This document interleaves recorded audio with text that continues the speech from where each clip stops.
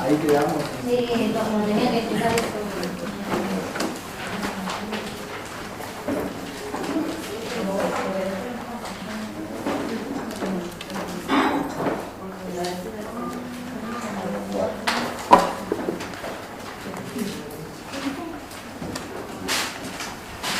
Bueno, vamos a empezar viendo el sentimiento conyugal. ¿Cómo está? Sé que alguien de mis alumnos se quejó, que dice que a mí me molesta cuando me hacen preguntas, como que no me pueden contestar. No sé quién es la persona, pero les dije que las cuestiones académicas las dirijan a mí, las cuestiones administrativas las pueden dirigir al coordinador. Quien se sienta perseguido o hostigado me puede levantar la mano y me lo puede decir, así yo reconozco y sé quién tiene esa sensibilidad extrema y lo puedo tratar como un psicólogo y no como un profesor de derecho, ¿sí? Entonces, tiene la libertad de decirme, mire, a mí me molesta su trato y yo capaz que puedo moderarlo cuando me dirijo a esa persona a fin de que no se sienta maltratada. De todas maneras, acá damos clases de derecho, no de terapia colectiva. ¿Estamos? Vamos a empezar con asentimiento conyugal, entonces.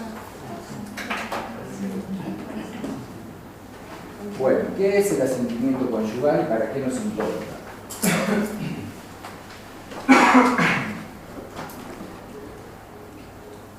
Resulta que los bienes, cuando nosotros tenemos que distinguir entre bienes propios y bienes gananciales, ¿sí? Vamos a ver cuáles son los bienes propios y cuáles son los bienes gananciales antes de empezar a hablar del asentimiento conyugal para saber para qué sirve el asentimiento conyugal.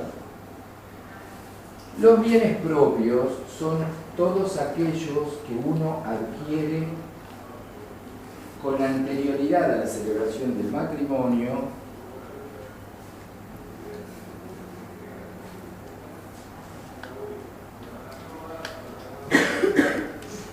o con posterioridad al mismo, pero a título gratuito.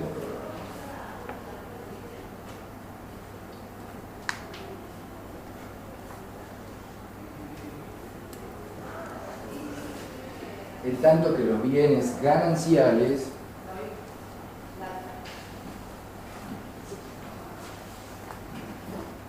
son todos los adquiridos con posterioridad a la celebración del matrimonio,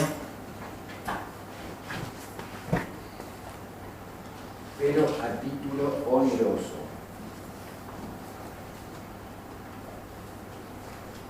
Por las dudas, para que se entiendan, vamos a explicar que a título gratuito quiere decir que adquirí los bienes sin haberlos pagado, es decir, sin haber dado nada a cambio por esos bienes, por ejemplo, por una herencia, por una donación, por una sesión gratuita, ¿sí? Y a título oneroso quiere decir que los pagué, es decir, que los adquirí previo pago o intercambio de, ¿sí?, alguna otra contraprestación a cambio del bien que recibí. Bueno, de esto resulta que para poder disponer de los bienes propios, disponer quiere decir vender, donar, ceder, es decir, sacarlos de mi patrimonio para pasarlos al patrimonio de otra persona, o sea, deshacerme de los bienes. Cuando los bienes son propios, yo no necesito del asentimiento conyugal, es decir, de la firma de mi cónyuge prestando la conformidad para esa operación, ¿sí? En tanto que cuando hablamos de los bienes gananciales, es decir, los que adquiero con posterioridad al matrimonio, pero a título oneroso, cada vez que quiero disponer de esos bienes, es decir, vendiéndolos, donándolos o cediéndolos, es indispensable el asentimiento conyugal que está previsto en el artículo 1277 del Código Civil.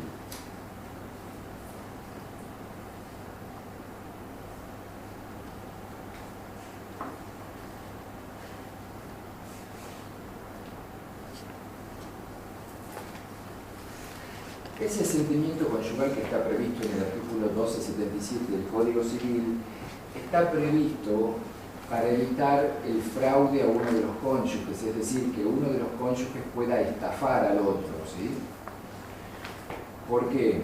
Porque todos los bienes que son gananciales corresponden a la sociedad conyugal, es decir, cuando se dividen esos bienes, ¿sí?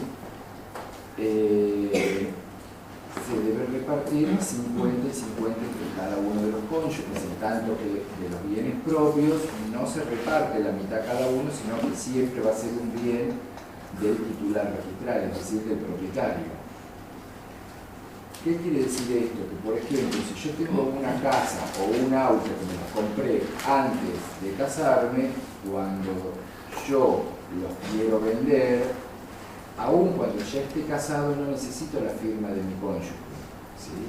Lo mismo pasa con bienes recibidos a título gratuito después de haberme casado, porque yo puedo estar casado, pero si, por ejemplo, se mueren mis padres y yo recibo una herencia y en esa herencia recibo una casa y un auto, sigue siendo un bien propio, es decir, aun cuando yo esté casado no entra dentro del régimen de los bienes gananciales.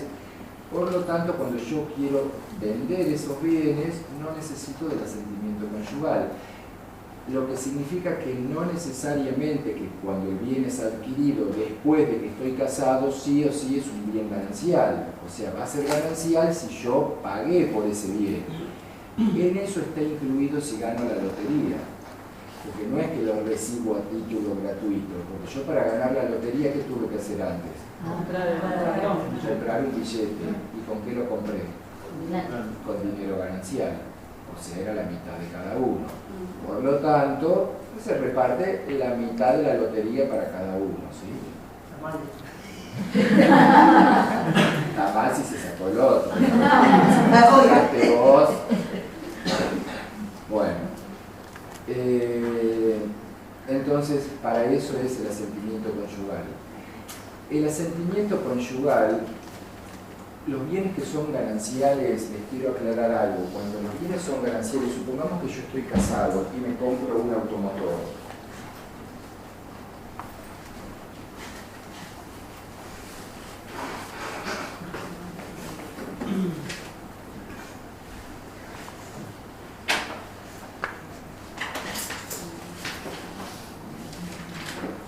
Acá tengo la 08, ¿sí?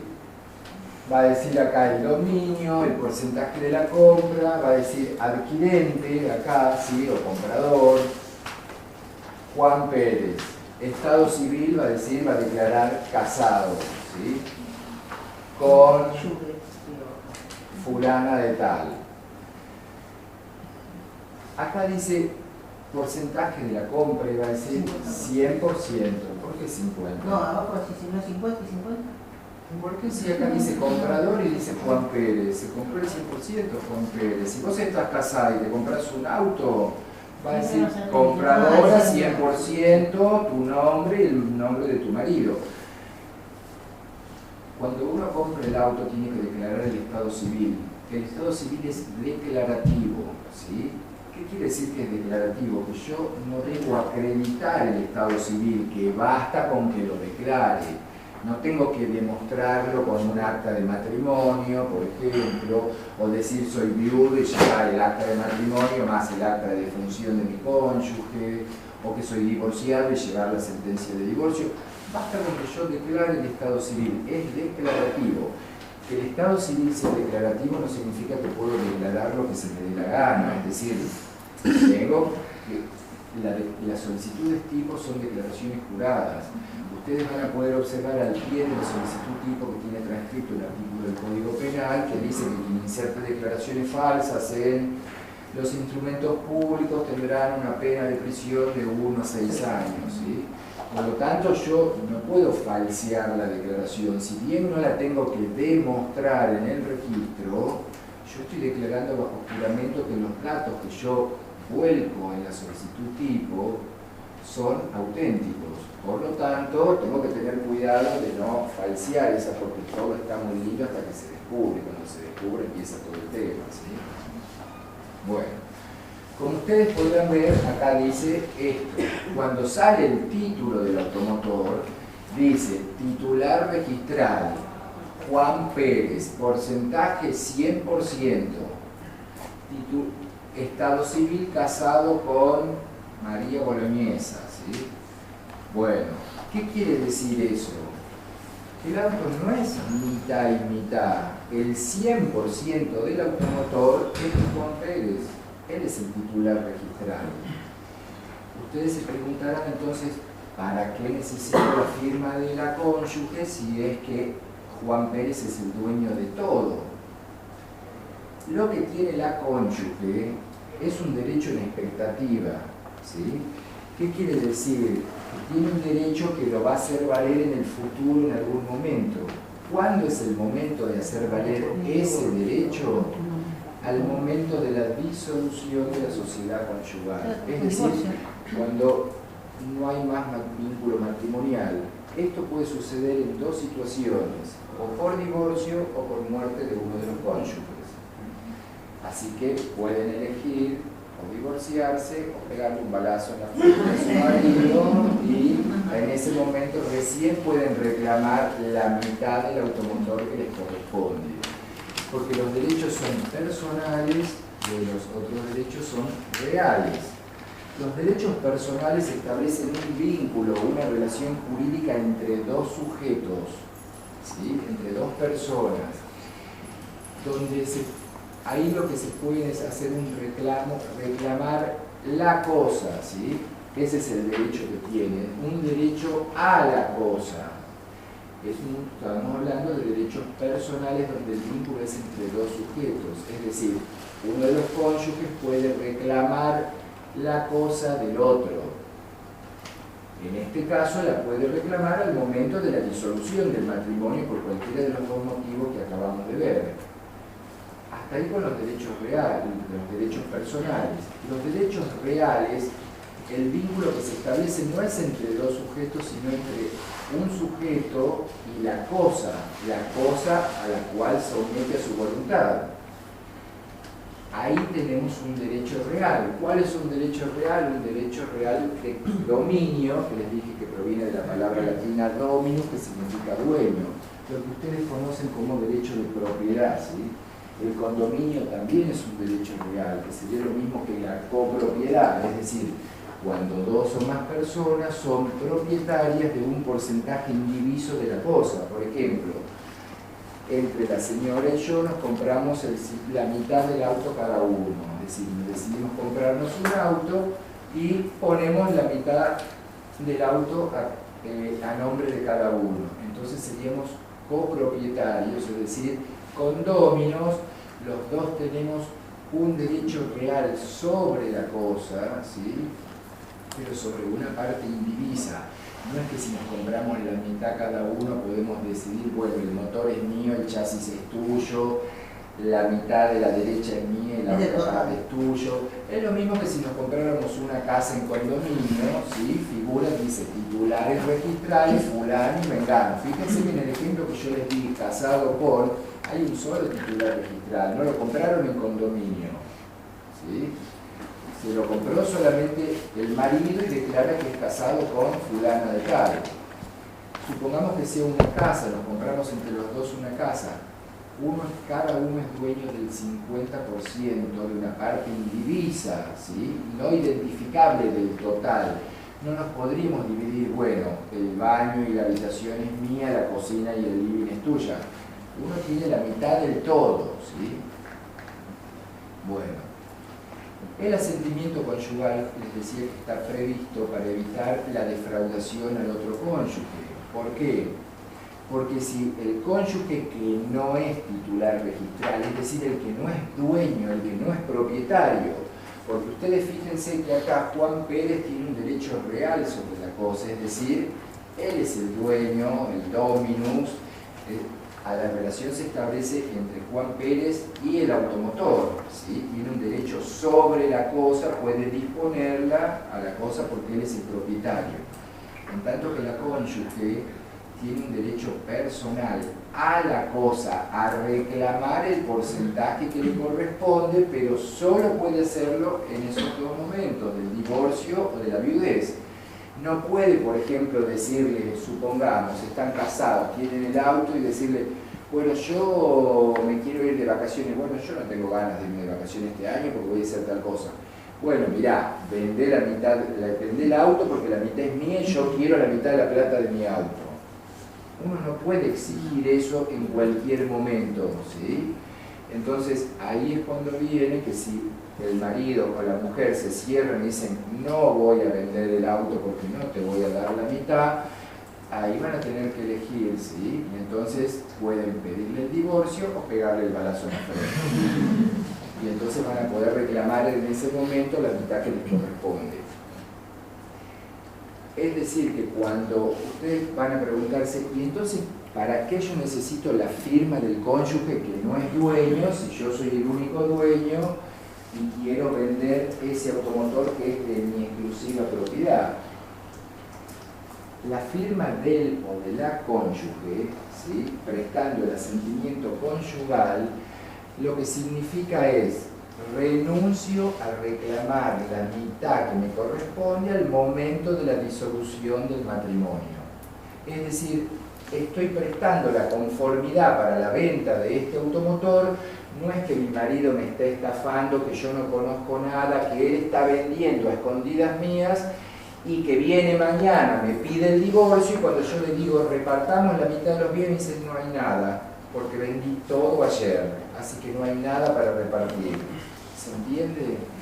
Es para evitar esa situación, porque si no se requiriera del asentimiento conyugal, si no fuera indispensable el asentimiento conyugal, aquel que es dueño de los bienes podría venderlos libremente y entonces cuando se divorcia, la mujer o el marido decir, bueno, ahora denunciemos en el juicio de divorcio cuáles son los bienes que tenemos para que el juez nos adjudique a cada uno la porción que nos corresponde.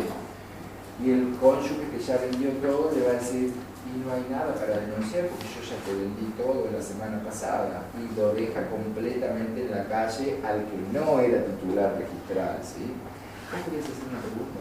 Sí. Cuando se compra en sociedades, por ejemplo, como estaba explicando la vez pasada. Pocas sociedades. Claro, pero compro yo con él, con ella. Eso no es comprar en sociedad, eso no es comprar en sociedad, es comprar en condominio. Bueno, no tiene nada que ver, no es lo mismo condominio que sociedad. Yo puedo comprar con vos un auto y vos no sos mi socia, sos mi condominio, no. La pregunta es esta, si somos los tres casados, Sí. tenemos que sí o sí depender de la firma de nuestros cónyuges. Para comprar no, para vender sí. Y si alguno de los tres no está con el asentimiento, no vas a poder vender el porcentaje que a vos te corresponde. Es decir, si compran entre tres van a tener el 33,33% cada uno, suponiendo que lo hayan comprado en partes iguales, porque uno podría tener el 50 y los otros dos el 25, por decirte cualquier cosa, ¿sí? Supongamos que tuvieran partes iguales, 33,33 cada uno, y vos va a decir vendedor fulano. Al lado va a tener la otra mitad donde vos pones el nombre del otro vendedor. Me falta un juego más de solicitud tipo 08 porque no alcanzan 2 columnas para 3 vendedores. Entonces, le sumo otro juego de solicitudes tipo 08, ¿sí? Y voy a poner otra vez en la primera columna donde dice vendedor, el tercer vendedor. Cada uno luego va a tener que estampar su firma certificada por el encargado del registro, por un escribano, y va a tener que prestar el asentimiento conyugal cada uno de los cónyuges. Aquel que no tenga el asentimiento conyugal va a ser observada esa parte de la transferencia, es decir, requiere de asentimiento conyugal o falta el asentimiento conyugal previsto en el 1277. Significa que el trámite sale observado y que yo solamente podría, primero sale observado, porque yo pedí la transferencia del 100%, ¿sí? ¿Podría realizarse igualmente esta transferencia aun cuando sale observado el trámite? La respuesta es sí, pero el comprador del automotor, en el rubro observaciones de la solicitud tipo 08, va a tener que poner que desiste de la adquisición del 33,33% correspondientes al señor fulano de tal y solicita que se transfiera el otro 66,66%. Entonces se vuelven a utilizar los mismos aranceles, es decir, no tenés que pagar nada de nuevo, está todo pagado, sellado, aranceles, todo. El encargado va a transmitir el 66,66% a nombre del adquirente, que quedará en condominio con aquel que no pudo transferir el automotor. O lo que puede hacer el titular, el adquirente, no el titular registral, es ver cómo consigue el asentimiento conyugal. Y si no lo consigue, tenés que ir a juicio, porque son cuestiones extrarregistrales. Todo eso no se dirime en un registro, porque el registro no es una instancia donde se puedan estar juzgando si quién tiene los mejores derechos o a quién le corresponde qué cosa. Uno administrativamente tiene que cumplir determinados requisitos para que proceda el trámite. Si no lo puede hacer así, las partes tendrán que ventilar su juicio, ¿sí? o el litigio que tengan en tribunales y el juez decidirá. Por ejemplo, si el cónyuge no presta su asentimiento de una manera caprichosa solo porque no quiere, porque no se le da la gana, sin tener ningún justificativo, digamos, el juez podría suplir la voluntad del cónyuge y decirle, debe prestar el asentimiento. Se niega, el juez dice, yo lo presto por usted, se terminó. Y entonces el juez puede suplir esa voluntad y hacerlo. Estoy hablando de cuando se garantiza que no es para estafar un cónyuge. Supongamos que yo quiero vender mi auto porque tengo un hijo enfermo y necesito que lo operen. Y mi cónyuge me dice, no, yo no voy a prestar la firma porque yo no quiero deshacerme del auto. Vemos, lo operamos en algún hospital, ya vemos. Si yo hago una presentación judicial y le demuestro al juez que yo necesito, por ejemplo, operar para salvaguardar la vida de mi hijo y que necesito la venta del automotor y presento, por ejemplo, los presupuestos del sanatorio o lo que sea, el juez lo va a citar al cónyuge para decirle cuáles son los motivos por los cuales se niega y dependiendo de lo que entienda, va a decir, señor, ponga el asentimiento conyugal y si usted se niega caprichosamente, es decir, porque sí, sin un motivo que tenga un peso suficiente, el juez va a decir, yo pongo el asentimiento por usted, venda el auto, señor, y pague la operación de su hijo. ¿Se entiende? Bueno.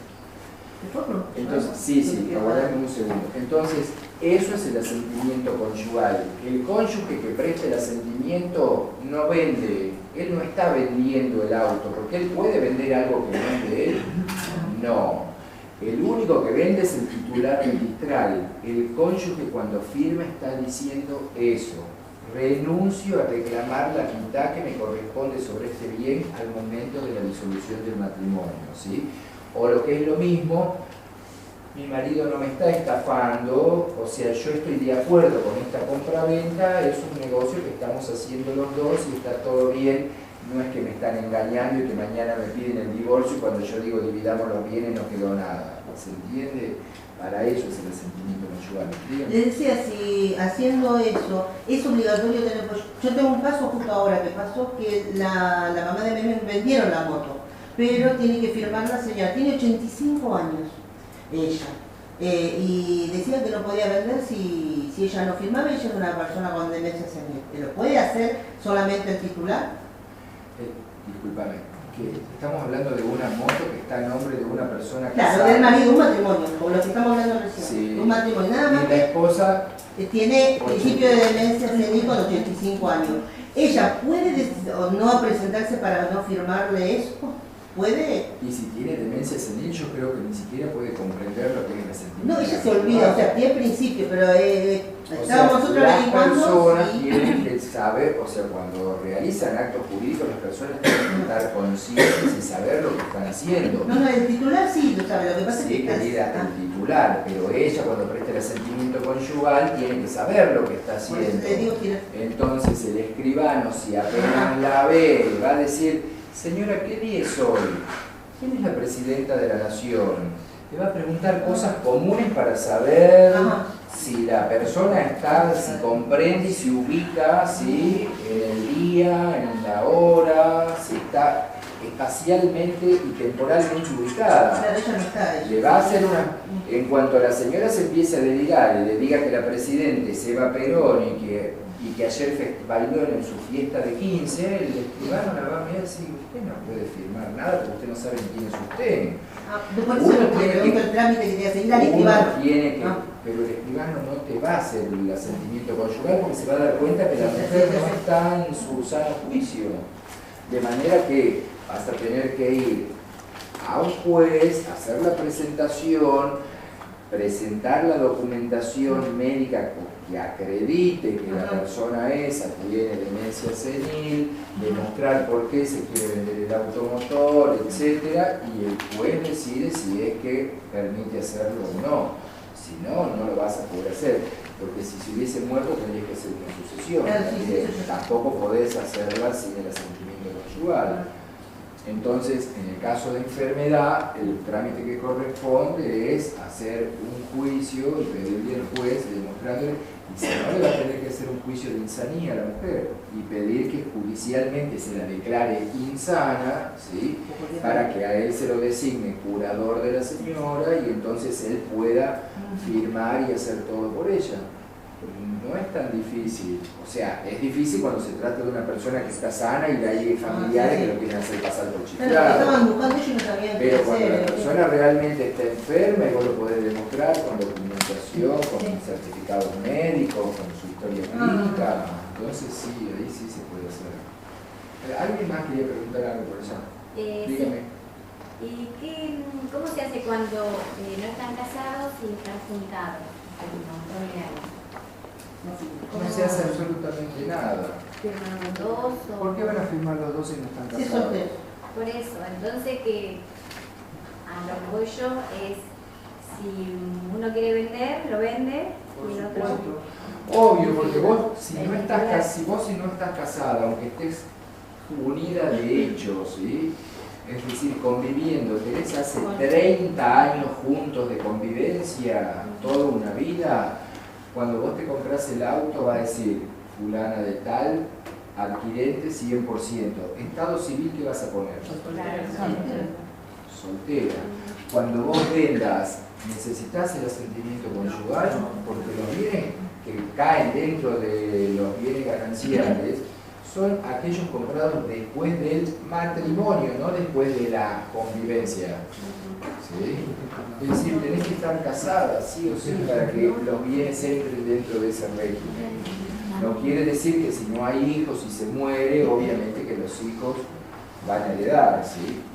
Van a heredar del titular registral, porque la otra persona no hereda nada, no se adquieren derechos hereditarios ni bienes gananciales cuando uno no está casado.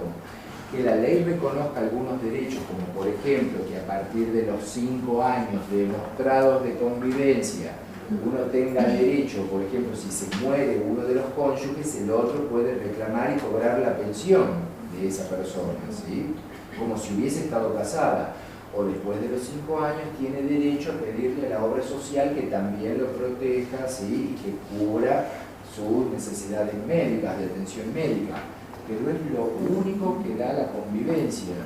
Es decir, o el derecho a la pensión después de los 5 años de convivencia, si el otro se muere, o el derecho a que la obra social también te cubra médicamente. Pero no nacen derechos hereditarios de ningún tipo y tampoco existen los bienes gananciales, porque para que empiecen a haber bienes gananciales es indispensable la celebración del matrimonio, cosa que nunca fue. Hay gente que se queja y dice, pero ¿cómo es posible después de tantos años, querido, casarte? A ver si te queda claro. ¿Tenés ganas de que la ley te trate como un casado? Casate. Si no te querés casar, y bueno, asumí las consecuencias de lo que, ¿sí?, de lo que significa no contraer matrimonio. Pero si no estás casado, obviamente que no necesitas el asentimiento conyugal. Sí. Si un matrimonio, una de las partes, adquiere un dinero de una herencia, sí, y compra un auto, la otra parte tiene derecho sobre ese... bien. Bueno, lo que pasa es que en ese caso, por ejemplo, vos O se tenés declara. un bien propio, ¿sí? Es decir, tenés la casa que era propia. Si vos vendés esa casa y con esa casa te compras otra casa, te compras una casa y un auto, etcétera, cuando vos vas a comprar el bien, ¿sí? Vos tenés que declarar que el bien fue adquirido con el producto de la venta de un bien propio, identificás cuál es el bien propio que vendiste, y tu cónyuge tiene que firmar diciendo que conoce y que acepta esa situación. Es decir, en definitiva, tu cónyuge lo que hace sería como si prestara el asentimiento conyugal, pero de manera anticipada, porque está diciendo, es verdad, eso lo compró con el producto de la venta de un bien propio y yo no tengo nada que ver. Pero en definitiva, Eso que se pone en observación ahí en la...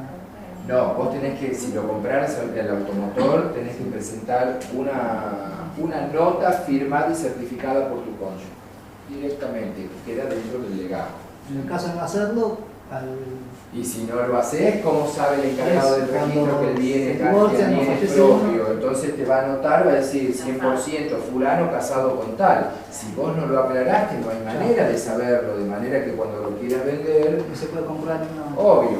Pero ¿por qué yo necesito que comprando un bien, ¿sí? Yo tengo que aclarar y mi cónyuge tiene que prestar su conformidad de que el bien está comprado con dinero propio? Porque si no, yo cada vez que me voy a comprar un bien, bastaría con que diga comprado con bien propio, y entonces cuando lo voy a vender no necesito el asentimiento, que sería lo mismo que falsear la declaración y decir soltero. Si yo no le cuento al registro que estoy casado, el registro no lo va a saber porque es declarativo el estado civil.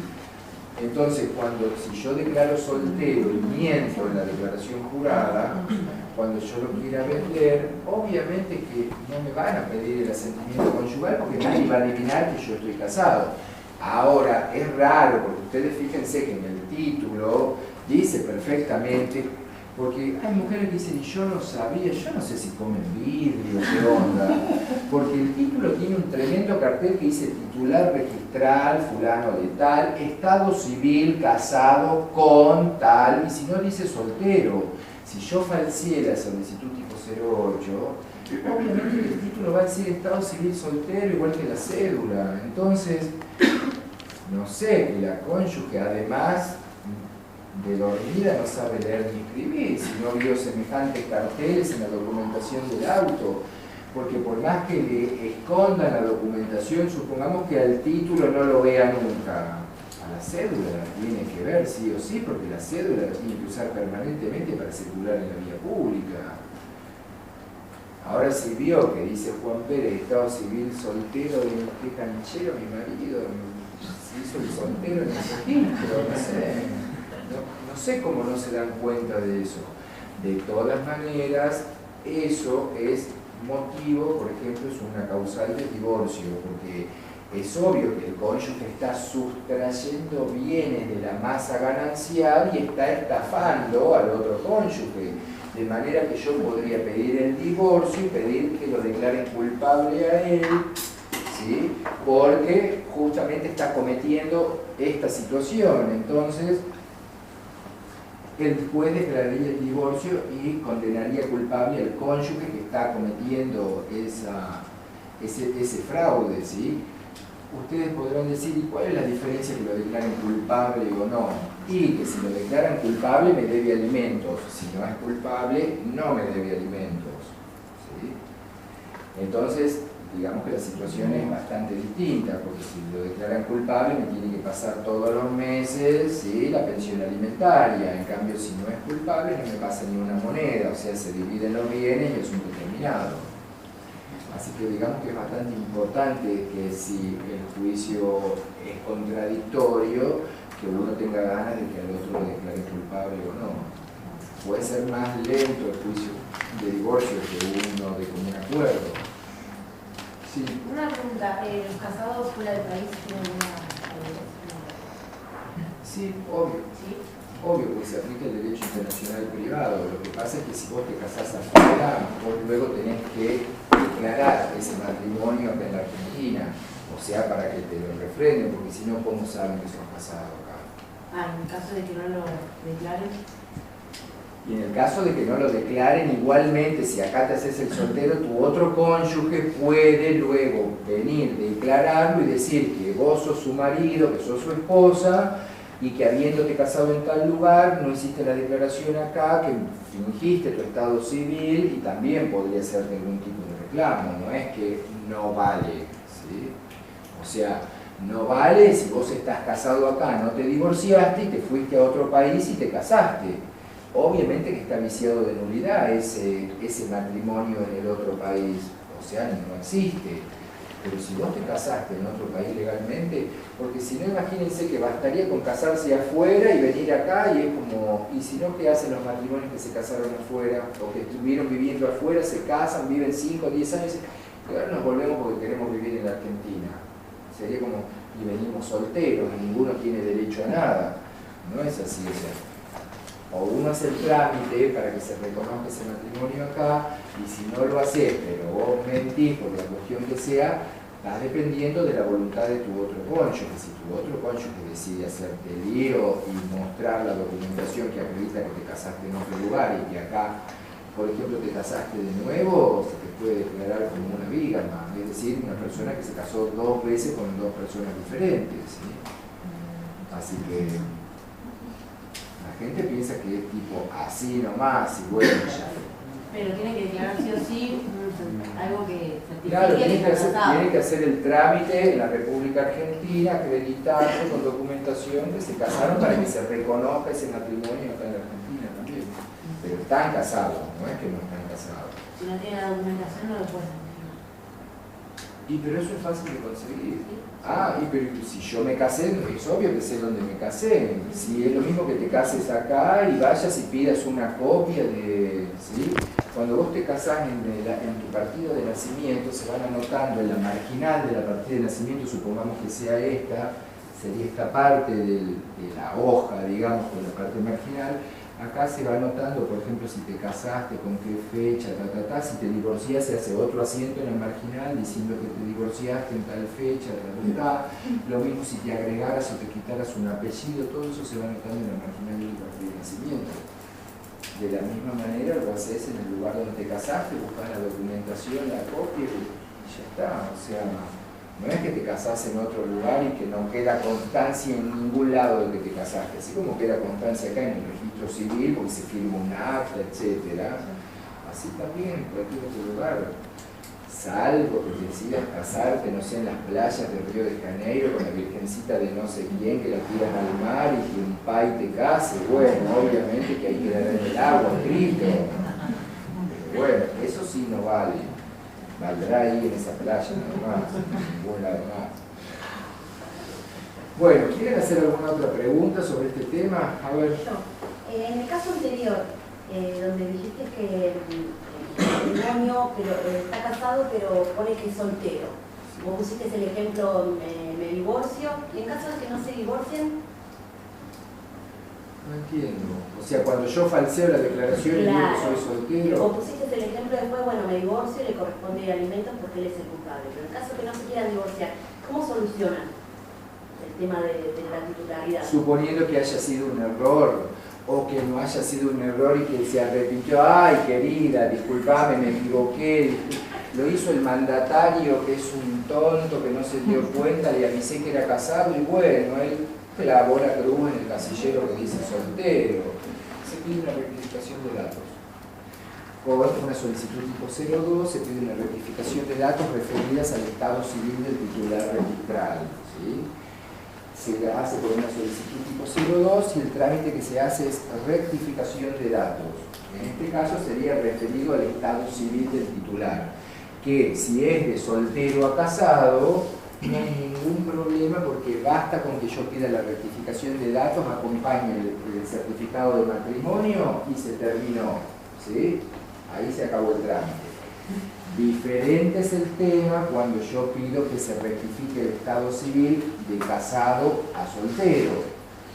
Porque entonces podría ser que yo haya declarado, porque ¿qué es lo que se está midiendo acá? O sea, si yo pongo de soltero a casado, no hay alguien perjudicado, porque yo voluntariamente estoy decidiendo repartir ese bien, ¿se entiende? Ahora, de casado a soltero, ¿puedo rectificarlo? Sí, pero con otras condiciones, porque ¿qué podría ser? Que yo puse casado, que ahora mi cónyuge no quiere prestar el asentimiento conyugal, yo, mirá cómo te rectifico el estado civil y no te pido nada a la firma y lo vendo yo solo. Entonces, en ese caso, ¿qué es lo que dice el digesto?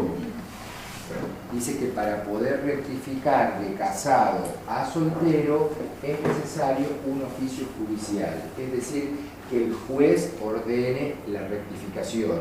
Eso en la práctica no se hace, o sea, es un poco más flexible el requisito. Basta con que uno vaya con 2 testigos al juez, ¿sí? Y que los 2 testigos le digan al juez que me conocen, que me tratan hace tanta cantidad de tiempo, por ejemplo, ¿sí? Y que saben que soy una persona soltera, que hago vida de soltero, que salimos juntos a bailar, a que compartimos asados, salidas, vacaciones, y que ellos pueden dar fe que yo soy una persona que no tiene un vínculo matrimonial, es decir, que mi estado civil es soltero.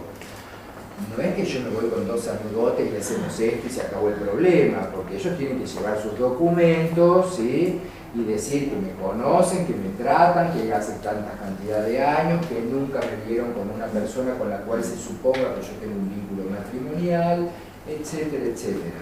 Si llega a aparecer esa persona, porque aparece la cónyuge que pide un informe de dominio, lo que sea, y ve que dice eso, y se presenta, imagínense la situación en la que quedan los 2 testigos que fueron a declarar, claro, que yo soy una persona soltera.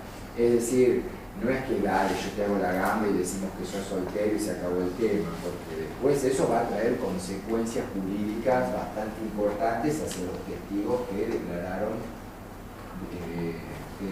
falsamente ante el juez.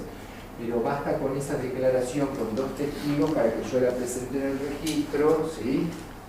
Y que me hagan lugar al pedido de rectificación de datos referidos al estado civil del titular registrado. Se hace así, de esa manera. ¿Está bien? Bueno.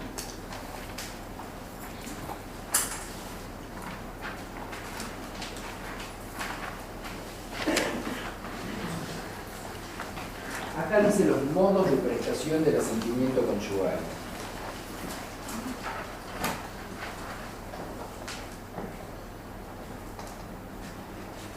Bueno, es muy sencillo esto. El asentimiento conyugal se puede prestar con anterioridad a la venta, simultáneamente con la venta o con posterioridad a la venta del automotor. ¿Qué quiere decir esto? Que, por ejemplo, no me podrían decir, porque supongamos, yo estoy vendiendo el auto y mi cónyuge tiene que prestar el asentimiento, tiene que decir, yo estoy de acuerdo con la venta, ¿sí? Supongamos que la firma de la cónyuge o del cónyuge está puesto antes y luego está puesta la firma como vendedor del cónyuge que sí es el dueño. No me podrían decir, por ejemplo, pero ¿y ella cómo va a prestar el asentimiento de una operación que todavía no se hizo y que no estaba hecha? No importa eso, es decir, lo puede prestar con anticipación, con anterioridad, o puede ser simultáneo, es decir, firmar el dueño la venta y ella el asentimiento al mismo tiempo, o puede firmarlo la semana que viene, si están peleados y ella no tiene ganas, capaz que dentro de 5 años cuando la convenza, no sé, ¿sí? Pero los momentos para prestar el asentimiento pueden ser cualquiera de esos. Por otra parte, creo que vimos con ustedes el tema de los poderes especiales ya en general, ¿no? Creo que les debo haber comentado que en los poderes especiales que caducan a los 90 días hábiles administrativos contados a partir de la fecha de su otorgamiento, es decir, desde el día que el escribano pone el día tal, de tal mes, de tal año, se presenta el señor fulano de tal y dice que otorga poder especial a favor del señor fulano de tal. Ese poder especial que vence, es decir, que caduca o que pierde eficacia a los 90 días hábiles administrativos, si adentro de sí incluyera la facultad de prestar el asentimiento conyugal, es decir, yo le doy un poder a una persona para que haga esto, esto y esto, y además para que presten mi asentimiento conyugal en la venta de mis bienes gananciales. Esa facultad para prestar asentimiento conyugal, que está incluida dentro de un poder especial que vence a los 90 días, esa facultad no caduca nunca. Es decir, que el poder queda vencido para todo lo demás que contenga dentro y que diga que vos podés hacer por mí esto, esto, esto o aquello, todo eso no lo podés hacer más, salvo prestar el asentimiento conyugal. Esa facultad no vence dentro del poder especial, es decir, pueden seguir ocupándolo para prestar el asentimiento. Profesor, ¿Sí? la firma, eso como usted dijo, que para firmarla puede ser con posterioridad, simultáneo, eso, ¿sí o sí lo tiene que hacer en un escribano? No, ¿O lo puede asumir? en cualquiera de las autoridades que están autorizados a certificar, en el registro seccional, en un escribano, ante un juez, ante el director de la Dirección Nacional, un cónsul, un diplomático, sí. Cualquiera de los que están en la lista del artículo 1 que dice quiénes son aquellos que pueden certificar.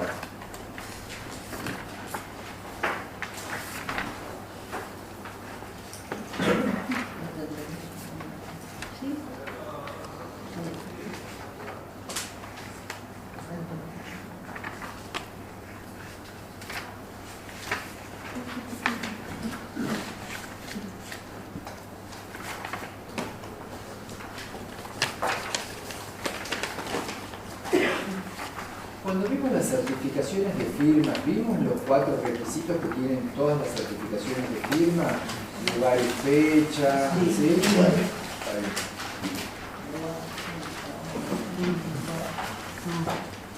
Vamos a ver ahora qué es el legajo A y B y la hoja de registro. Chicos, qué calor está empezando a hacer. ¿Frío? ¿Por qué no te pasas acá adelante? Porque lo que pasa es que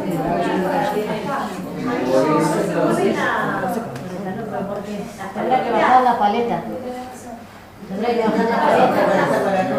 Porque van ¿Podés venir y sentarte acá también?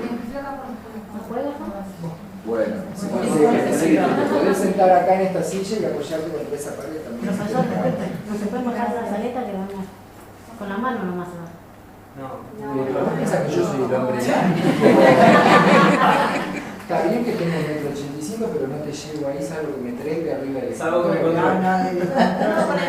Bueno, si tenés ganas podés pasarte acá, no hay ningún problema, ¿sí? Y si no, le piden el control al...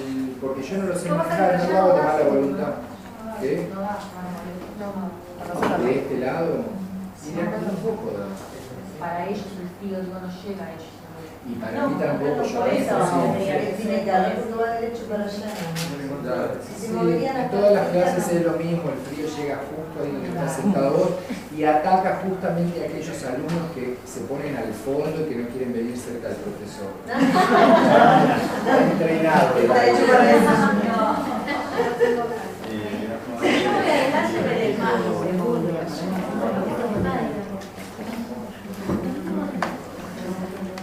¿Qué, ¿Fue alguien a pedirle el control o no? Sí, fue una chica. Yo porque solamente se prendía y apagaba, chicos, no se puede mentir.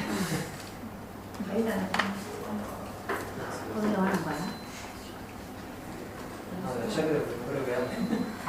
Yo siempre pensé que Sí, no. pero de allá creo que sentí. No. Capaz que está sonando capaz que es el otro.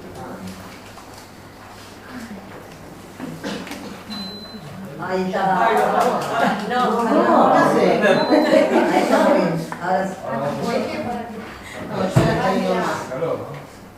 Sí, pero allá atrás tienen frío. No sabés cómo hacer para que se mueva. Es así. Lo que se siente en el fondo es lo común.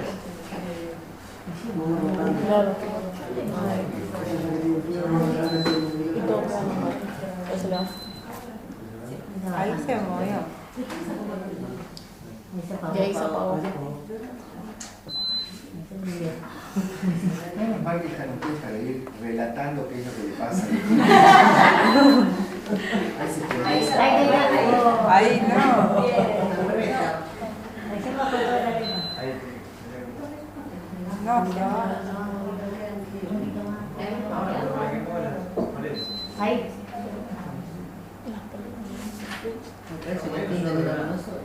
No, él no se mueve.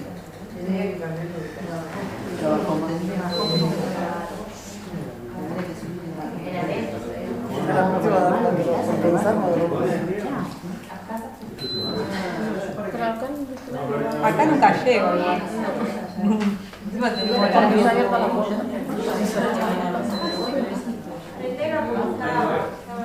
que queda hacia abajo. Yo en casa lo pongo hacia abajo. Ahí. No. Ahí me quedó. No, pero recién estaba abajo.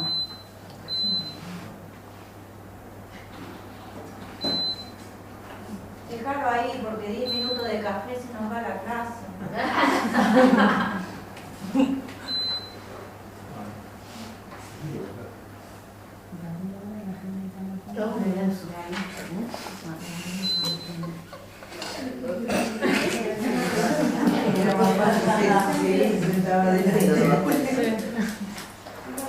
Chicos, para la próxima clase se traen una casaquita, una mantita, o se sientan adelante. Más poncho si es necesario. Yo digna, no pretendo que... No, ya por supuesto, no sean tan sensibles, solamente se traen un abrigo más y se sientan acá adelante, no hay ningún problema. Ya veo la próxima viene la denuncia del Nelinal.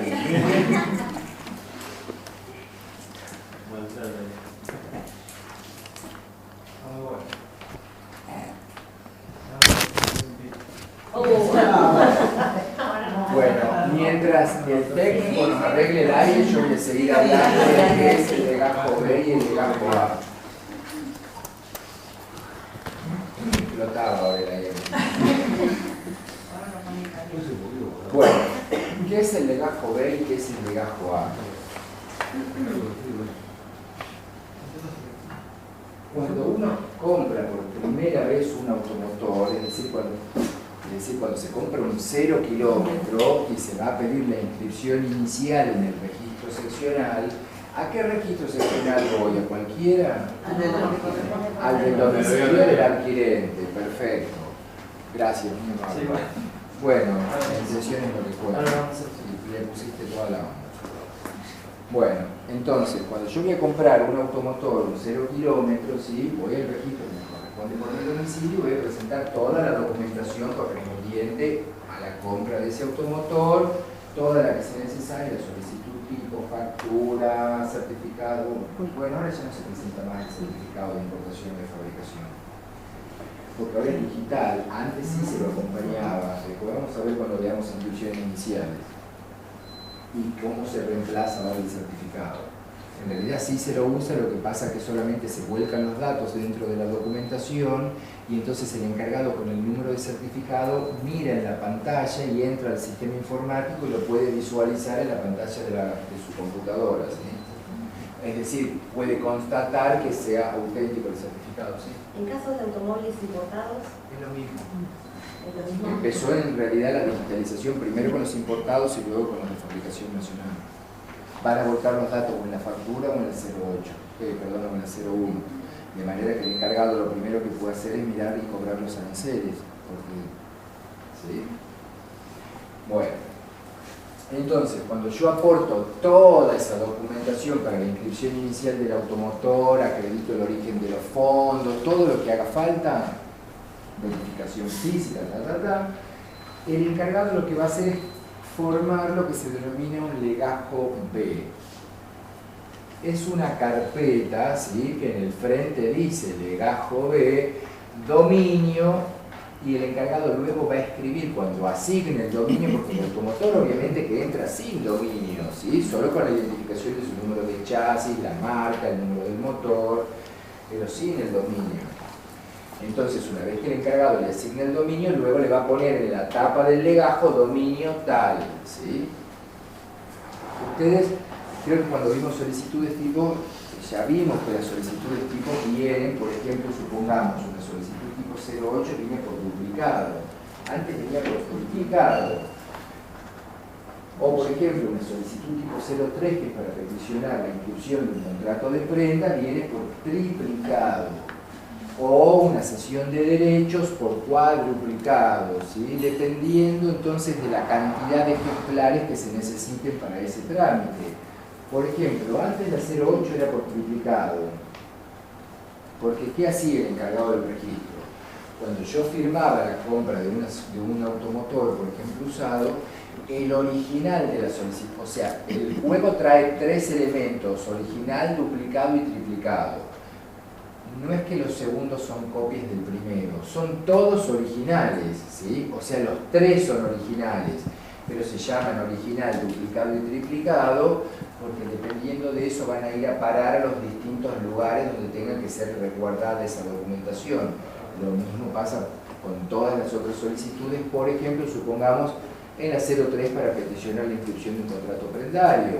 Dice elemento original, duplicado y triplicado, pues son todos originales, ¿sí? No es que son copias de.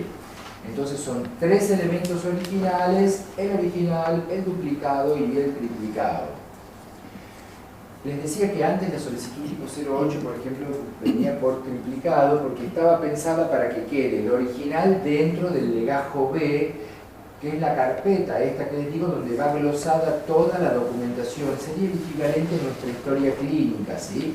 Luego el encargado la va a archivar, la va a poner dentro del archivo del registro seccional, porque cada vez que el dueño vaya a hacer un trámite sobre ese automotor, desde pedir un duplicado de cédula, de título, un cambio de motor, actualización de tipo, lo que fuere, el trámite que sea, así pide un informe de dominio, el encargado va a tener que ir al archivo, sacar la carpeta, o sea, el legajo B de ese dominio, y empezar a poner adentro la documentación correspondiente a ese nuevo trámite que se le pide, y además analizar la documentación que ya existe dentro del legajo para ver, supongamos que pide un informe de dominio, es obvio que tengo que sacar la carpeta, el legajo B, para poder ver en qué condiciones está el automotor y poder informar todo en el informe de dominio.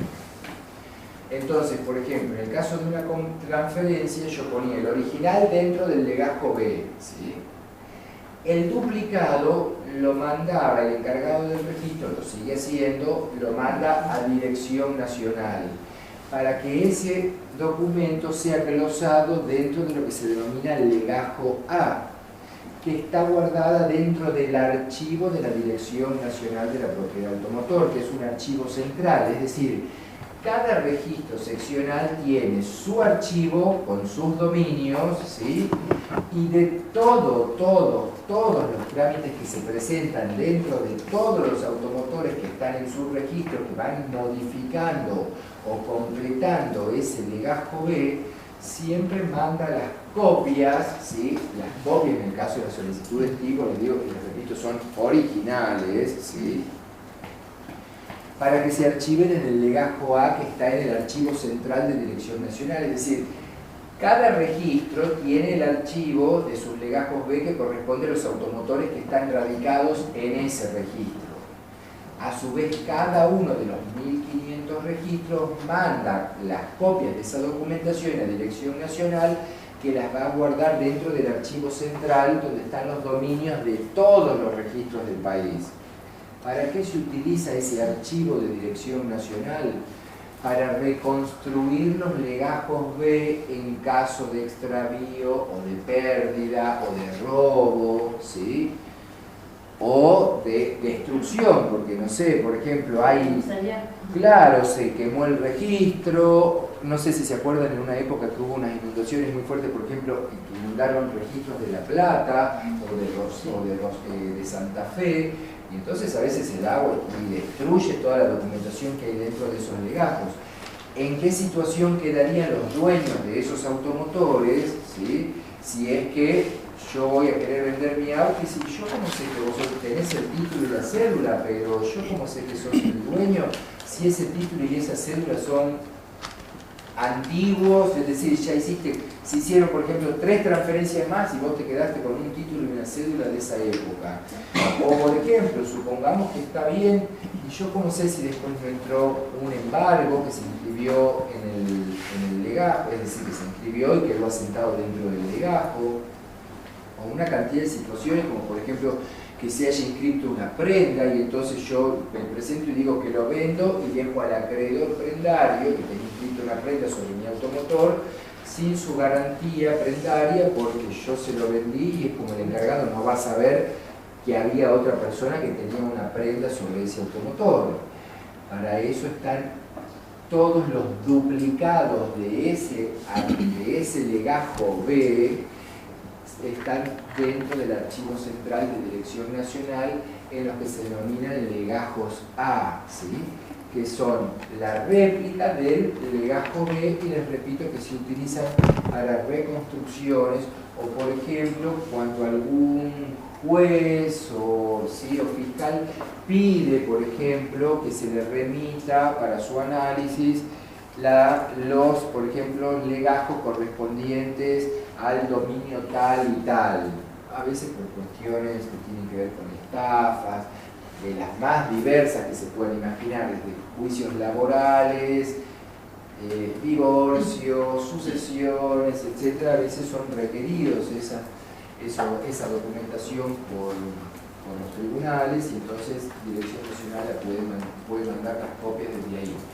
Si bien es cierto que existe un proceso de digitalización ahora del archivo central de la Dirección Nacional, eso se hizo el año pasado, que permitió digitalizar toda la documentación, ¿sí?, que obra dentro del archivo central de la Dirección Nacional, para poder proceder a la destrucción del papel. Atento, la cantidad de papel que había en los archivos, ya no había más espacio, se había comprado incluso otro inmueble hace como 6 años, pero dado el gran movimiento que tuvo la industria automotriz en los últimos años en la Argentina, imagínense la cantidad de 0 kilómetros que se vendieron, etc., y se mandan todos esos papeles a conformar el archivo central de Dirección Nacional. De manera que se está digitalizando toda esa documentación, se la está guardando en ese soporte digital, ¿sí?, y entonces se procede a la destrucción de esa documentación. Si yo necesito alguna copia de la documentación que había en ese legajo, directamente voy al archivo digital y ahí puedo mirarla, ¿sí?, a la documentación. Obviamente que para hacer ese archivo digital o la digitalización de los documentos se deben cumplir con determinados requisitos. No es que yo hago así, escaneo y lo guardo, porque imagínense que se podría falsear la documentación de esa manera, poner otras cosas. Entonces, todo tiene un proceso que no tiene ningún sentido explicarlo acá, pero va a construir más digital, hay funcionarios que están encargados de mirar el procedimiento tiene distintas etapas que se van firmando cada una de las distintas etapas, porque se requiere de una firma de un funcionario que avale que estuvo supervisando todo el procedimiento de digitalización y que puede dar fe que la digitalización es correcta. ¿Se entiende? Se los explico así muy brevemente, digamos, para que se entienda. De manera que, bueno, con el papel que se lo pensaba destruir, en realidad lo que se hizo fue hacer un convenio con el Hospital Garrahan para donar el papel, que pasan a retirarlo, y está inclusive todo el sistema, el contrato con el Hospital Garrahan de cómo se debe proceder al retiro de la documentación. Tiene que ir acompañado de personal de Dirección Nacional que va acompañando el camión todo el camino cuando llegan a la planta de destrucción del papel, donde tiran toda la documentación dentro de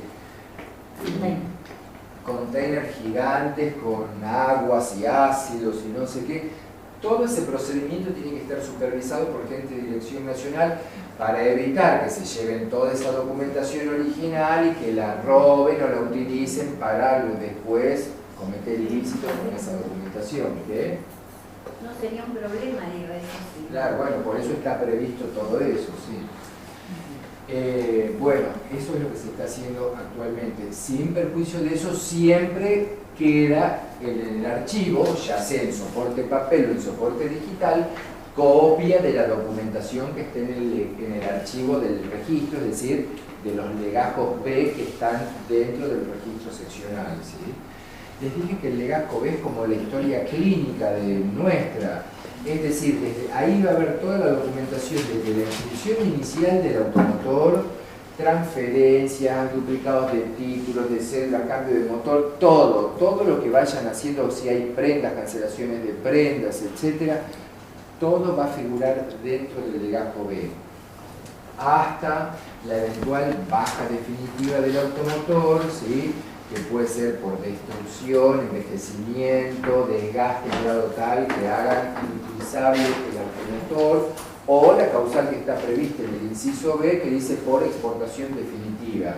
Son los únicos motivos por los que se puede dar de baja el automotor, no hay otros motivos. Yo no puedo ir y decir le voy a dar la baja porque tengo ganas, ¿sí? O sea, tengo que elegir alguna de las causas por las cuales, de las que están establecidas en el texto de normas técnicas registrales. Bueno, hasta ahí el legajo A y el legajo B. Se entendió que es cada cosa, ¿no? Por ejemplo, supongamos en el caso de las prendas, ¿sí? Si yo me escribiera una prenda sobre un automotor, luego vamos a tener la clase de prendas, se lo estoy comentando, sí, a título de como un vuelo de pájaro, como para que vayan más o menos, ¿sí?, formándose una idea de lo que es.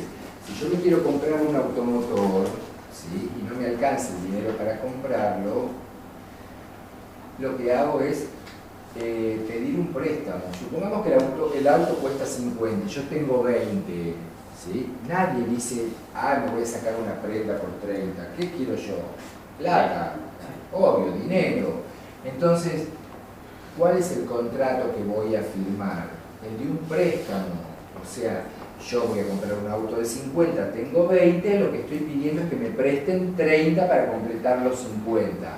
Ahora bien, aquella persona que me da el préstamo a mí para que yo me compre el auto, lo que me pide es una garantía, es decir, algo que le asegure que si yo no le pago todos los meses la cuota por el préstamo que le pedí, esa persona de todas maneras va a poder cobrarse lo que yo le debo. Las garantías pueden ser personales o reales. Por ejemplo, si yo alquilo una propiedad, ¿qué es lo que me piden? Un garante, ¿sí? Y entonces dicen, bueno, traigo de garante al señor Juan Pérez. Es decir, ahí lo que está garantizando el cumplimiento de la obligación, es decir, que si yo no pago, el locador, es decir, el que me dio la propiedad en alquiler, igualmente va a poder cobrar, ¿sí?, es la otra persona, es decir, no puedo pagar yo por el motivo que sea, entonces va a pagar el garante, que es el que se tiene que hacer cargo. El hecho de que le pidan a uno que el garante tenga que tener una propiedad es solamente para saber que esa persona tiene solvencia y que de algún lado le puedo cobrar, pero no me está garantizando la propiedad el pago del préstamo, del alquiler, sino la persona, es decir, no paga el fulano de tal, que es el inquilino, debe pagar el garante, ¿sí? Y yo tengo que ir contra el garante. Esa es una garantía personal. La garantía real es cuando yo, en lugar de poner a una persona que para que garantice que si yo no pago, él va a pagar, lo que pongo es una cosa. En la prenda lo que pongo es una cosa porque es una garantía real. Entonces yo saco el préstamo y no me dicen trae un garante. Dicen, vamos a garantizar el cobro del crédito con el automotor. ¿Se entiende? Es decir, si yo no pago las cuotas, lo que hacen es secuestrarme el automotor. Hablo de un procedimiento de un secuestro judicial, obviamente, no es un secuestro. ¿Sí?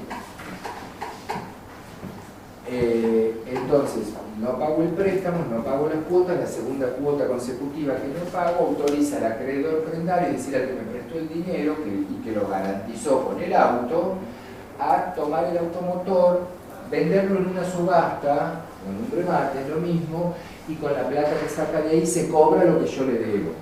Se cobra eso, paga los gastos del juicio, los gastos del oficial de justicia que tuvo que ir a secuestrar el automotor, los honorarios de los abogados.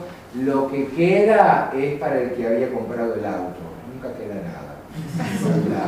Nada. Entonces, para eso se hace una prenda, ¿sí? Es una garantía real para el cumplimiento del pago de un préstamo. el contrato principal es el de préstamo y el contrato secundario o accesorio del principal es el de la prenda. Es decir, el contrato secundario o accesorio solo existe para garantizar el cumplimiento del contrato principal, que es el del préstamo.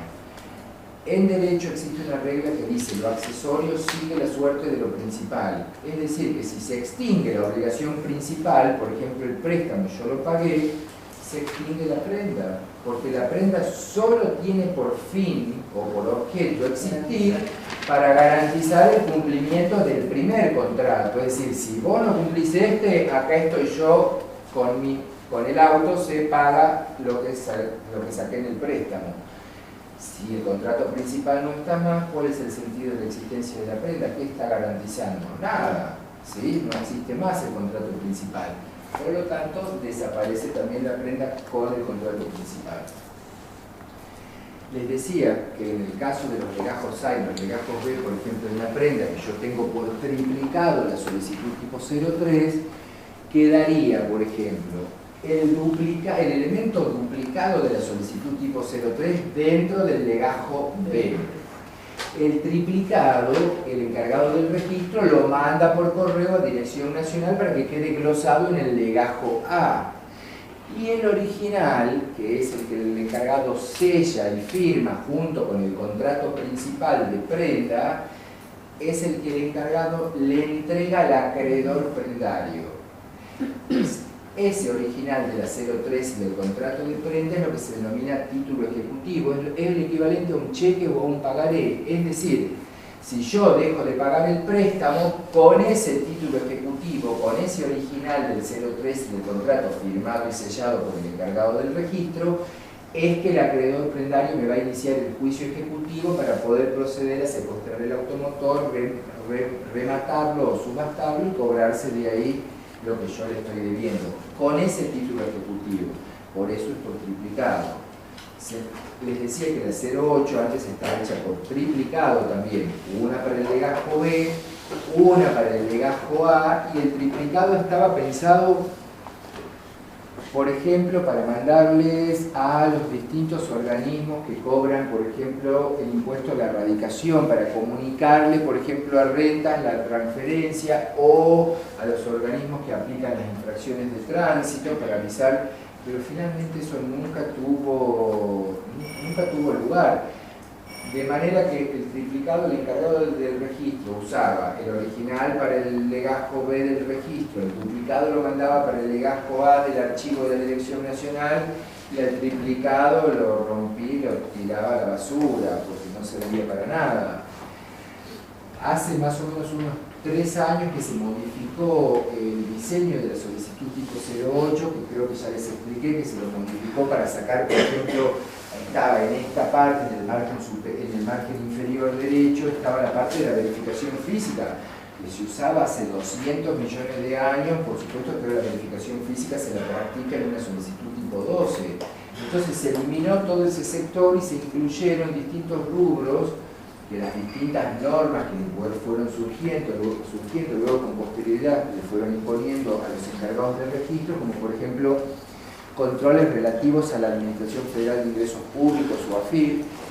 Por ejemplo, poner el número de quit. Antes uno lo escribía donde podía, debajo del nombre, etc. Ahora trae y dice quit número tal, ¿sí? O por ejemplo en la 08 también dice ahora Z, número tal, porque antes no existía y había que ponerlo en el rubro observaciones.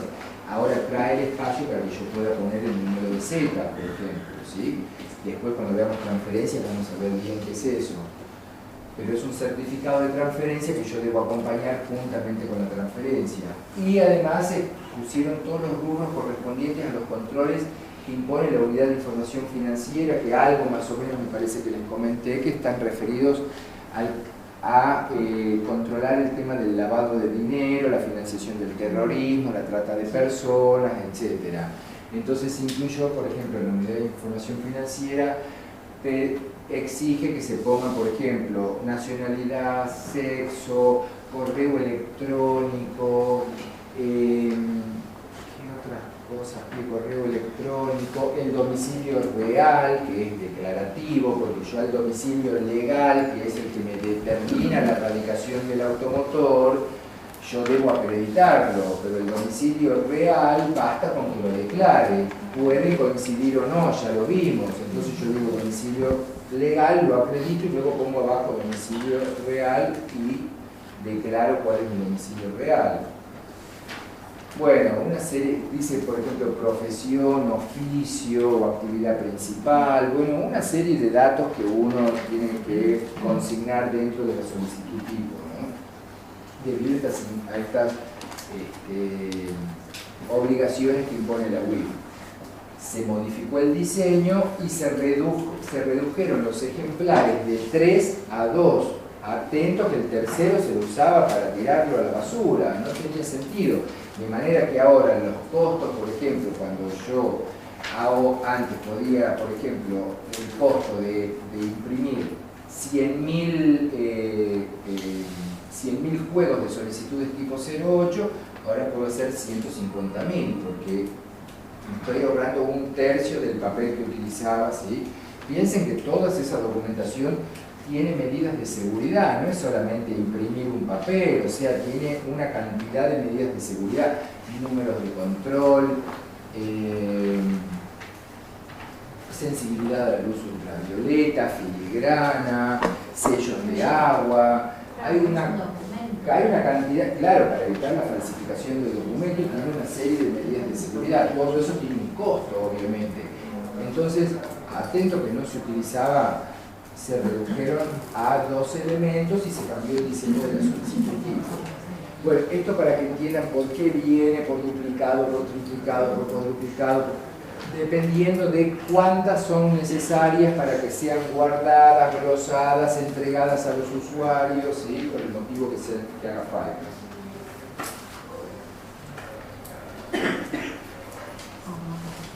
¿Quieren tomar su cafecito? Atento que son las 11:30. Bueno, nos vemos en un rato, ¿sí? Y seguimos.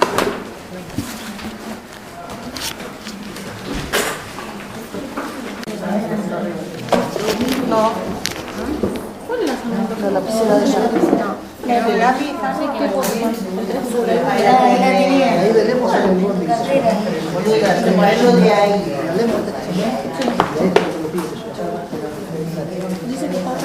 Bueno, vamos a ver qué es la hoja de registro, chicos.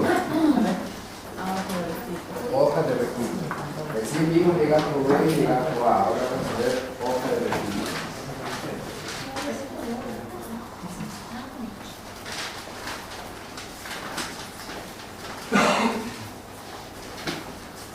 La hoja de registro es otro elemento registral, ¿sí? En cuanto ustedes abran la tapa del legajo B, con lo primero que se van a encontrar es con ese documento, con ese elemento registral que se denomina hoja de registro.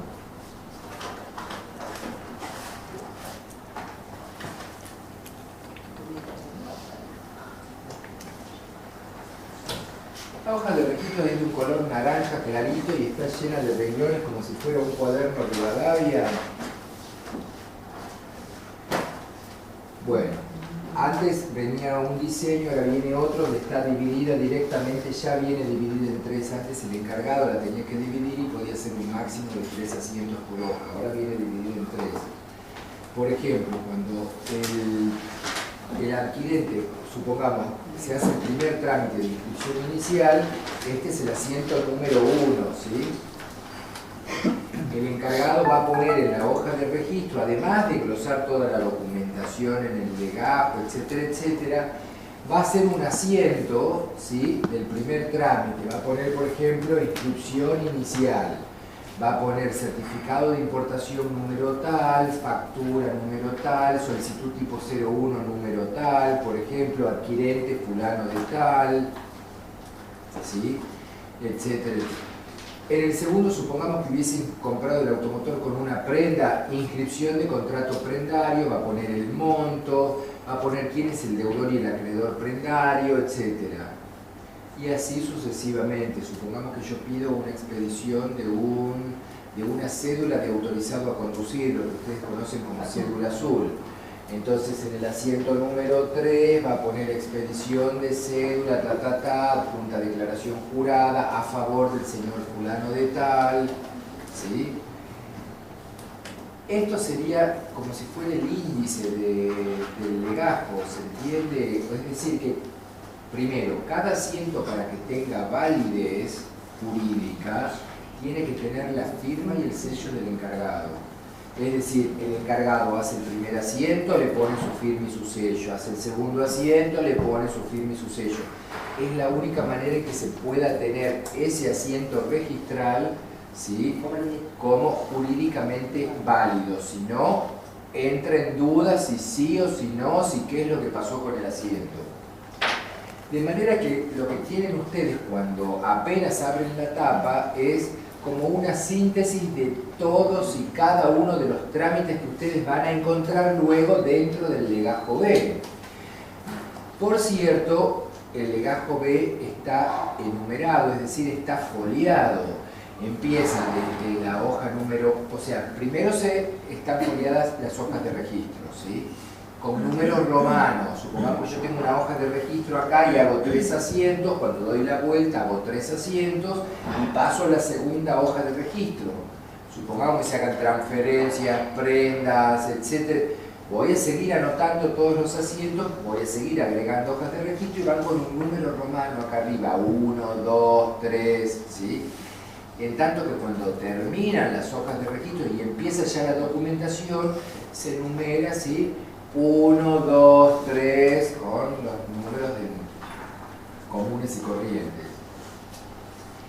Todo va foliado dentro del legajo B. Aun cuando yo presente, por ejemplo, una constancia de quit, que es el papelito ese así chiquitito, eso va con un número adentro del registro, ¿sí?, con un número que va puesto hasta el sello, y adentro del sello el número 1, adentro del sello el número 2, no es que puesto así nomás a mano, ¿sí?, y con el sello, el número y un ganchito como para saber bien que, ¿sí?, de manera que yo, si yo lo estoy mirando y alguien me sustrajo alguna de las piezas que hay dentro del legajo, me voy a dar cuenta inmediatamente, porque no me van a dar el número de páginas. Voy a estar leyendo así, me va a faltar la número 5 o la que fuere, ¿sí? Rápido, si fuera, por ejemplo, que estoy apuntando la fotocopia del documento de identidad, todo lo que esté adentro del legajo va foliado, para asegurarme que si alguien sacó algo de ahí, lo sacó, lo sustrajo, yo voy a darme cuenta inmediatamente. ¿Piden la vista del legajo? Claro, así, exactamente. ¿Cómo? Cuando piden la vista del legajo, no sé si alguno se lleva una cosa en Pero es más que la vista del legajo. Ustedes ya saben que, por ejemplo, ustedes, dentro de los derechos del mandatario, además de usar la mesa preferencial, que es más rápida para ustedes, otro de los derechos que tienen es hacer lo que se denomina consulta de legajo. Es decir, en vez de pedir, por ejemplo, un informe de dominio, el mandatario que está apurado lo que pide es la consulta de legajo, entonces le prestan el legajo para que haga así y lo mire y pueda saber adentro qué es lo que hay, ¿sí? Obviamente que para eso ustedes van a utilizar esto también, la hoja de registro, que sería como el apéndice o la síntesis o el índice de cada uno de los trámites que hay ahí adentro. Ustedes miran acá y rápidamente pueden ir viendo quiénes son los distintos titulares registrales, qué trámites hizo cada uno, si entró un embargo, si no entró un embargo, etcétera, ¿sí? Entonces, para eso sirve la hoja de registro. Además, para que quede asentado todos y cada uno de los trámites que hay adentro y sirvan para facilitar la lectura, y además también como otra medida de seguridad, respaldando esto, lo que luego voy a encontrar desarrollado también adentro. Esto y lo de adentro obviamente tienen que tener correspondencia, ¿sí? Sin perjuicio de esto que les digo de la foliatura de todo el legajo. Por ejemplo, les decía que ustedes, los mandatarios, cosa que no puede hacer ningún otro usuario, pueden pedir esto que se llama consulta de legajo, que es pedir el legajo. Obviamente que cuando ustedes miren el legajo, siempre va a haber un empleado del registro que va a estar parado a la par de ustedes. no lo tomen como algo personal, no es que porque dudan de usted, es obligación porque, o sea, quien se hace responsable de la documentación es el registro, de manera que si ustedes piden la consulta del legajo, no los pueden dejar, bueno, pasar cuartito del fondo, mirarlo y después traerlo. Yo como sé que si no me arrancaste 40 hojas, o no arrancaste las hojas pero le cortaste las firmas, por ejemplo, a las solicitudes tipos de las transferencias o lo que fuere, ¿se entiende?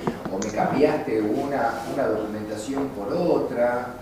Entonces siempre cuando pidan la consulta del legajo van a tener al lado un empleado del registro, va a decir, sí, miralo, no hay ningún problema, miralo tranquilo, cuando termine me avisás y lo llevo y lo guardo al legajo.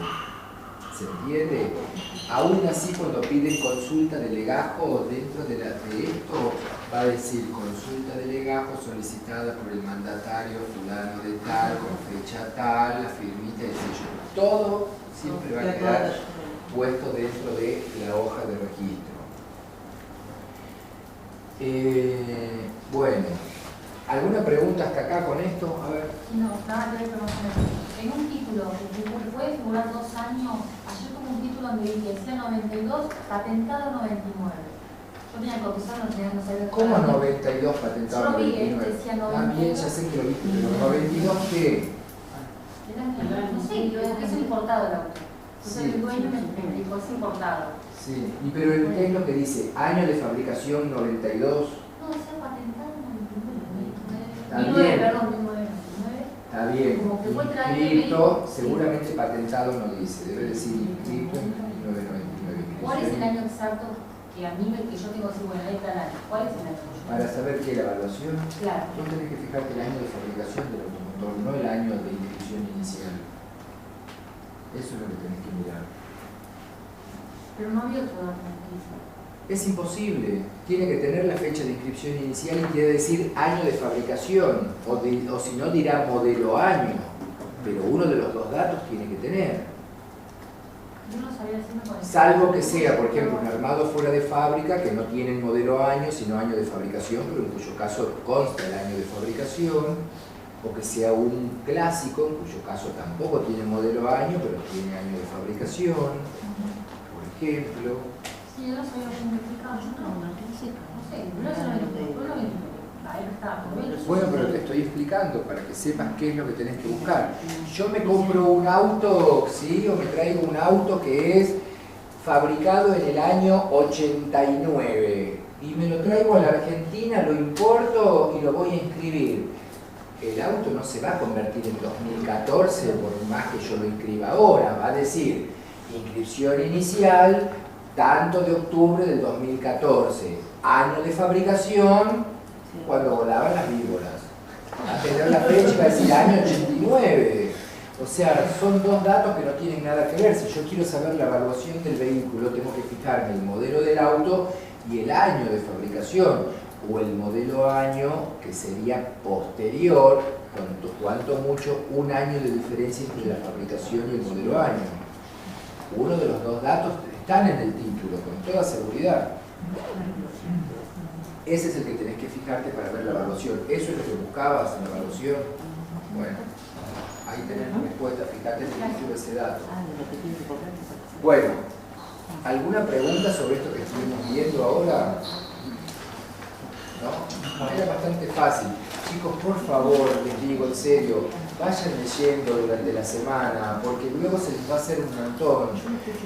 Esto que parece acá mientras damos la clase, que es fácil de entender y que es sencillo, yo ya les expliqué.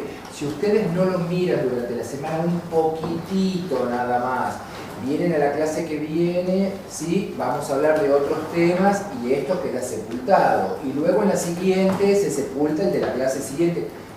Cuando ustedes quieran empezar a estudiar, no les va a parecer tan fácil porque no, van a empezar a ver cosas que ya no se las acuerdan, que durante la clase sí les pareció sencilla, pero que luego, y esto como era, agréguenle a que sabe Dios cómo toman los apuntes. Pero dice, usted dijo esto en clase, no, disculpame, eso escribiste vos en clase, yo no lo dije, ¿sí? Yo lo escucho.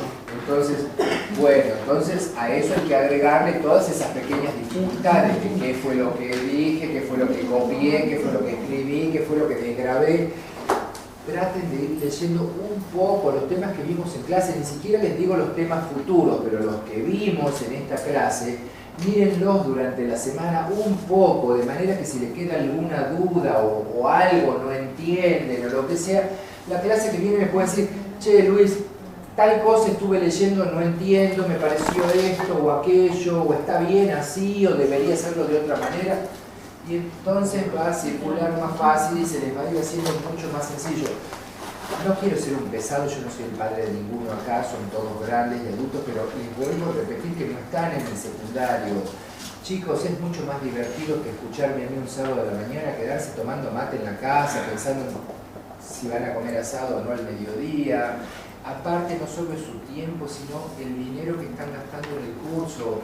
No lo desperdicien. O sea, cuanto más traten de incorporar los conocimientos en su cabeza y más traten de aprender, luego va a ser mucho más fácil cuando se reciban, que aparte es un curso rápido, dura 4 meses, hacen así y van a estar en la calle trabajando. Tienen que saber, tienen que aprender para tratar de trabajar lo mejor posible. Aún así, imagínense, uno necesita un tiempo desde que se recibe hasta ir entrenándose y poniéndose canchero. Todo eso va a resultar más sencillo si es que ustedes pueden ir aprendiendo esto que vamos viendo cada clase, que realmente son pequeñas cosas. Yo se las trato de explicar en un vocabulario, si bien me tengo que ajustar a la técnica registral, ustedes habrán podido darse cuenta que yo no uso un vocabulario complicado para explicarles las clases, ni les digo, tampoco tienen que saber números de artículos ni números de leyes, no tienen que saber nada. Necesito que se aprendan los conceptos, que sepan de qué se trata cada cosa, cómo funciona, cuáles son los requisitos. Eso necesito que sepan, es lo que les voy a tomar el día del examen final. Pero lo tienen que saber, porque yo soy profesor, no mago. O sea, no hago magia el día del examen. Si no saben, se acabó. ¿Estamos? Sí. Una preguntita, en el caso de que el examen final vaya mal, ¿no? Por falta de lo que fue. Nunca tuve alumnos que fracasaron. Ah, siempre fueron brillantes todos, así que supongo que acá no va a haber excepción. No, chicos, ustedes desde que terminan el curso, dentro del año desde que lo terminan, pueden rendir 3 veces. Ah, buenísimo, no es que es una fecha. Sí, bueno, hay fechas, lógico, pero... Sí, tenés que ver que pueden rendir conmigo, y si no rinden conmigo, hay otros profesores que toman exámenes de sus alumnos, y que ustedes, si no pueden rendir conmigo, se pueden inscribir para esa fecha, pero les va a tomar el profesor del otro curso, ¿sí? Pero pueden hacer 3 fechas con quien quieras. Si en esas 3 oportunidades no aprobás dentro del año, para poder rendir de nuevo tenés que hacer otra vez el curso. Pero chicos, por favor, o sea, la idea es que vayan a rendir una vez y que aprueben su curso, festejan como corresponde el fin de año y el año que viene empiezan con todo, o sea, contentos de haber terminado. Yo estoy seguro que lo pueden hacer. Si no lo pueden hacer, depende solo de ustedes. ¿No nos va a dar otra pregunta? Porque los otros días nos dio la certificación de firme, dijo apréndalo porque esta es para la firma. ¿No nos va a dar otra pregunta más? ¿Qué quiere decir? La pregunta del examen. Mira la tapa que me para la Yo les voy diciendo, y además cuando llegue la última clase, siempre yo en el último módulo les doy a mis alumnos como una columna vertebral y les digo, tienen que saber esto, sin perjuicio de que tienen que saber todo, pero yo les doy un parámetro y les digo, miren, esto lo tienen que saber. Si no saben esto, besitos, ¿sí? Nos vemos en la próxima. Pero les repito, tienen que saber, milagros no. Y ya saben que cuando terminemos inscripciones iniciales o transferencias les voy a dar unos test de autoevaluación para que los contesten en la casa, que son muy similares al examen final para que se vayan entrenando y vayan estudiando de paso. y los vamos a controlar en clase, y entonces para ir facilitándoles a ustedes. Claro, porque el brillo tiene una pregunta, que yo ya hice el grupo. El sábado se lo muestro. ¿sí? ¿Cómo no entiendo? ¿Qué hiciste? Que el libro tiene. No, pero eso no es lo que yo les doy. Eso lo hacen para ustedes, eso yo. Y ayuda para Sí. Bueno, nos vemos.